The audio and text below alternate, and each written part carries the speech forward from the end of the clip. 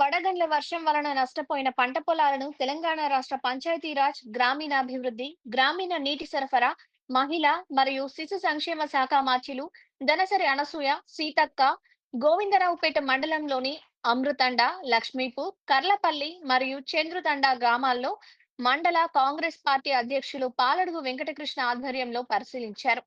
ఈ సందర్భంగా సీతక్క మాట్లాడుతూ, నిన్న కురిసిన అకాల వర్షం వలన గ్రామాల్లోని కోతకు వచ్చిన వరి పంట వడగండ్ల వానకు ధాన్యం రాలిపోయి నీటిపాలైందని, నీటిపాలైన పంట పొలాలను పరిశీలించి వెంటనే వ్యవసాయ అధికారులకు పంట నష్టం అంచనా వేసి నివేదిక అందించాలని ఆదేశాలు జారీ చేశారు.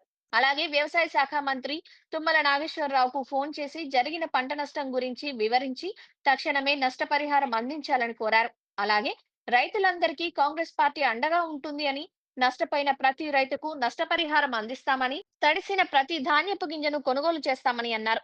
ఈ కార్యక్రమంలో ములుగు జిల్లా గ్రంథాలయ సంస్థ చైర్మన్ బానోత్ రవిచందర్, టిపిసిసి సభ్యులు, మాజీ market committee chairman Malladi Rama Reddy, Kisan Congress జిల్లా అధ్యక్షులు గొల్లపల్లి రాజేందర్ గౌడ్, కార్మిక శాఖ జిల్లా అధ్యక్షులు కొంపెల్లి శ్రీనివాస్ రెడ్డి, యూత్ కాంగ్రెస్ జిల్లా అధ్యక్షులు ఇస్సార్ ఖాన్ మరియు తదితర మండల నాయకులు, యూత్ నాయకులు, మహిళా నాయకులు, కార్యకర్తలు, రైతులు పాల్గొన్నారు.